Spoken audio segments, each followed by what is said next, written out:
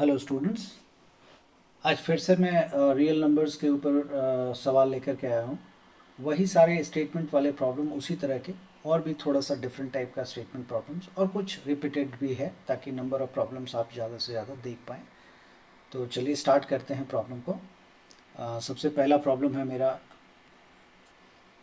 बोला गया what is the largest number that divides 6 what is the largest number which exactly divides 280 and 1245। बोला कि कौन सा ऐसा नंबर है जो 280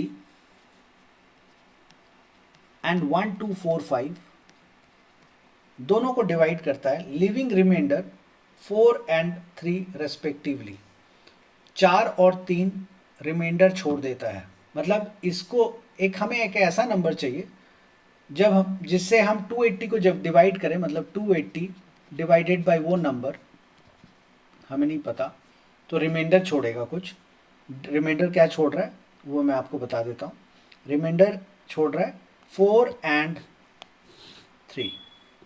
सो इस केस में रिमाइंडर इज 4 एंड इसी n से जब हम 1 2 4 5 को डिवाइड करते हैं तो रिमाइंडर छोड़ रहा है 3।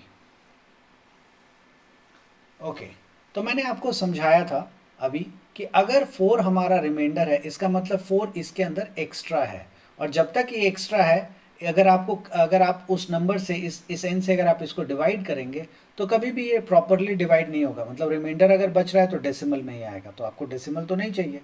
तो आप क्या करिए, 4 को सब्ट्रैक्ट कर लीजिए। तो 4 सब्ट्रैक्ट कर लेंगे 280 में से, तो क्या बचेगा 276।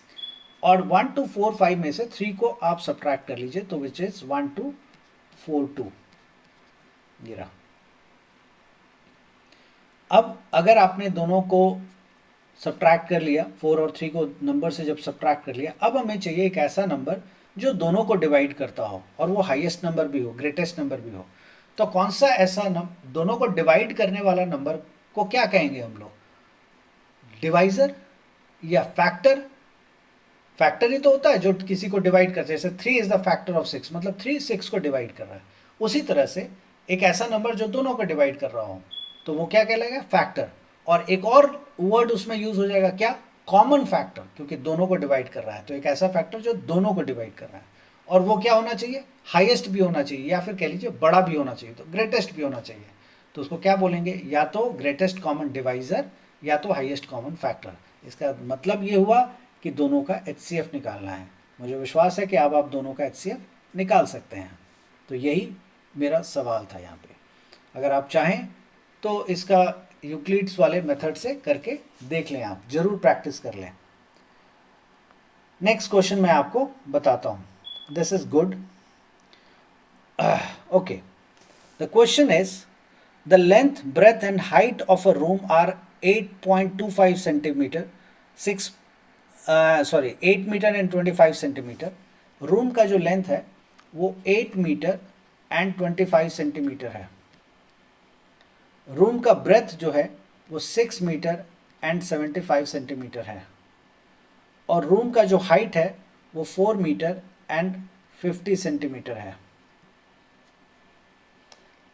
बोला गया है इसमें determine the longest rod, longest, largest, greatest एक ही बात है, that can measure the 3 dimension of the room exactly. चलिए, मैं ये ना थोड़ा बड़ा हो गया, मैं इसको छोटा कर देता हूँ और उसके बाद वो मैं बना देता हूँ, ये आप खुद बना लेंगे। मैं इसको थोड़ा छोटा कर देता हूँ। मैं कर देता हूँ कि एक रूम है जिसका एक साइड जो है 5 मीटर का है लेंथ, ब्रेथ जो है 6 सेंटीमीटर का है, और हाइट 3 सेंटीमीटर का है। अब इसको मेजर करने के लिए एक ऐसा डंडा चाहिए मुझे, या एक ऐसा मेजरिंग टेप चाहिए, लेकिन मेजरिंग टेप ऐसा होना चाहिए जो जितना चाहे निकल जाए, जितना चाहे अंदर चला जाए, वैसा नहीं होना चाहिए, फिक्स वाला होना चाहिए। एक स्केल समझ लीजिए, फिक्स स्केल होना चाहिए जो कि इन तीनों को मेजर कर दे, और कम से कम समय में, मतलब कम से कम बार मुझे स्केल को यूज करना पड़े। तो ऐसा कैसे हो सकता है, देखते हैं। तीनों का हम HCF निकाल लेते हैं। तो 6 और 3 का HCF आप जानते हैं, 3 होगा। 6 और 3 का HCF क्या होगा? 3 होगा। क्यों? क्योंकि 3 ऐसा नंबर है जो 6 को भी डिवाइड करेगा और खुद को भी करेगा और सबसे बड़ा नंबर है वो। तो इन दोनों का HCF 3 हो गया और 5 और 3 का HCF कितना हो जाएगा? 1 हो जाएगा। 5 और 3 का HCF कितना होगा? 1। तो 1 मीटर का जो डंडा होगा वो ऐसा डंडा होगा जो तीनों को मतलब बराबरी से मेजर कर लेगा और कम से कम टाइम में कर लेगा या कम से कम टाइम यूज करना पड़ेगा।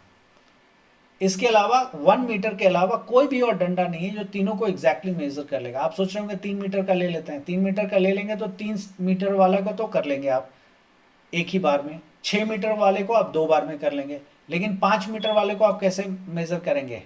3 मीटर तो है, फिर 5 को कैसे करेंगे? अगली बार जब फिर से स्केल को ऐसे करके ऐसे रखने की कोशिश करेंगे तो उसमें तो 3 + 3 6 मीटर होगा ना, वो जो इतना सा खाली रह जाएगा वो तो 2 ही मीटर है। तो उसको आप क्या कहेंगे कि अच्छा अच्छा चलो इसको मान लेते हैं कि 1 मीटर है। ऐसा मानने वाला नहीं चाहिए हमें, एग्जैक्ट चाहिए, एग्जैक्ट चाहिए हम, तो वो तो नहीं है।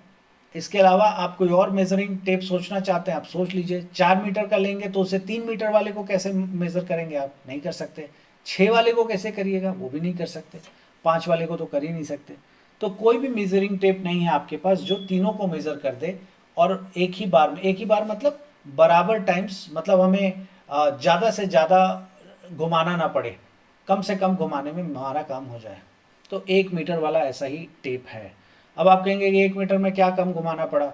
चलिए अब उल्टा कर देते हैं इसको। अगर आधा मीटर वाला टेप होता तब आप सोचिए सब में डबल नहीं घुमाना पड़ता। अगर आधे मीटर वाला टेप होता तो जहाँ 3 मीटर हमें नापना है और आधा आधा करके अगर नापेंगे तो 6 बार हमें वहाँ घुमाना पड़ता।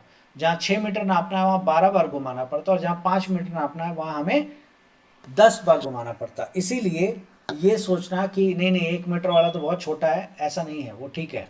इसी तरह से ये तीनों भी आपको करना है, लेकिन इन तीनों को करते समय एक परहेज रखनी है आपको, वो ये कि आपको बहुत बार टीचर ने सिखाया होगा कि यूनिट हमेशा सेम रहना चाहिए। तो 8 मीटर है 125 सेंटीमीटर है, तो ये हो जाएगा 825 सेंटीमीटर और ये हो जाएगा 675 सेंटीमीटर और ये हो जाएगा 450 सेंटीमीटर। और अब आप मतलब वो करेंगे HCF निकालेंगे तो आपका बन जाएगा। मैं एक दूसरा क्वेश्चन ले लेता हूँ। दूसरा क्वेश्चन है कि एक पैकेट में क्रेयॉन्स है, क्रेयॉन्स मान लेते हैं उसमें 6 क्रेयॉन्स हैं, 6, और एक दूसरे पैकेट में 5 पेंसिल है, 1 2 3 4 5 पेंसिल है और बोला गया है कि आपको इक्वल नंबर ऑफ पेंसिल भी चाहिए और इक्वल नंबर ऑफ क्रेयॉन भी चाहिए। तो कितने पैकेट आप दोनों का खरीदेंगे? तो आपको इक्वल नंबर ऑफ क्रेयॉन्स मिल जाएगा और इक्वल नंबर ऑफ पेंसिल मिल जाएगा। तो चलिए हम लोग करते हैं ये। ध्यान रखिएगा ये क्रेयॉन के लिए मैं C लिख लेता हूँ और इसमें 6 है, ठीक है। C6 का मतलब क्रेयॉन में 6 है और ब्लू का मतलब है पेंसिल है और उसके अंदर 5 पेंसिल है, ठीक है। तो अगर हम एक पैकेट खरीदेंगे तो 5 पेंसिल आएगा, 2 पैकेट खरीदेंगे तो 10 पेंसिल आएगा, 3 पैकेट खरीदेंगे तो 15, 4 पैकेट खरीदेंगे तो 20, 5 पैकेट खरीदेंगे तो 25 पेंसिल और 6 पैकेट खरीदेंगे तो 30, 7 पैकेट खरीदेंगे तो 35 एंड सो ऑन, इस तरह से आता चला जाएगा, ठीक है। अब जरा क्रेयॉन्स पे आते हैं। क्रेयॉन्स एक पैकेट में 6 है, 2 पैकेट में 12। मैंने क्या बोला, हमारे पास क्वेश्चन क्या है कि इक्वल नंबर ऑफ क्रेयॉन्स होना चाहिए और इक्वल नंबर ऑफ पेंसिल होना चाहिए। पैकेट की बात नहीं की मैंने कहा कि number of pencil and number of crayons दोनों बराबर होने चाहिए। कितने पैकेट हम खरीदेंगे तो ऐसा काम हो जाएगा, तो देखते हैं। अगर हम 2 पैकेट खरीदते हैं तो 2 पैकेट में 12 हमारे पास क्रेयॉन्स हो जाएगा, 3 पैकेट खरीदते हैं तो 18 क्रेयॉन्स हो जाएगा, 4 पैकेट खरीदेंगे तो 24 हो जाएगा, 5 पैकेट खरीदेंगे तो 30 हो जाएगा। देखिए तो 30 ऐसा नंबर है जो इसमें भी आ रहा है और इसमें भी आ रहा है। इसके अलावा कोई नंबर आया अभी तक नहीं आया। आगे भी जाएंगे तो आएगा, ऐसा नहीं है आगे नहीं आएगा, और भी आएगा। तो सबसे मिनिमम नंबर ऑफ पैकेट, आप तो कम ही खर्चा करना चाहेंगे ना, और ये भी चाहेंगे ज़्यादा से ज़्यादा आ जाए। तो सबसे मिनिमम नंबर ऑफ पैकेट जो आप पेंसिल का खरीदेंगे वो है 6, और सबसे मिनिमम नंबर ऑफ पैकेट जो आप क्रेयॉन्स का खरीदेंगे वो है 5। मतलब 5 अगर आप क्रेयॉन्स का पैकेट खरीदेंगे तो आपको 30 क्रेयॉन आ जाएगा। और उसी तरह से अगर आप 6 पैकेट खरीदेंगे किसका, पेंसिल का, तो आपके पास 30 पेंसिल आ जाएगा। ये इसका मतलब हुआ। तो अब आपको कैसे पता लगेगा, ये कैसे निकालेंगे आप, एचसीएफ या एलसीएम? ऑफ कोर्स ये एलसीएम से निकलेगा। तो आप क्या करेंगे, 30 एंड 6 एंड 5, आप बेग पार्डन, 6 एंड 5 का आप एलसीएम निकालेंगे। तो आप जानते हैं दोनों अलग अलग नंबर है, LCM is 6 × 5 which is equals to 30। ठीक है, ओके। मैं दूसरा क्वेश्चन लेता हूं। एक सर्कल है, मतलब एक ग्राउंड है, और वो ग्राउंड में एक बच्चा 2 लैप कवर करता है 5 मिनट में, 2 लैप्स इन 5 मिनट। और एक दूसरा बच्चा है जो 3 लैप कवर करता है 5 मिनट में। आपको बताना है कि ये दोनों बच्चे आपस, मतलब दोनों ही बच्चे दोबारा कब मिलेंगे और कितनी देर के बाद मिलेंगे।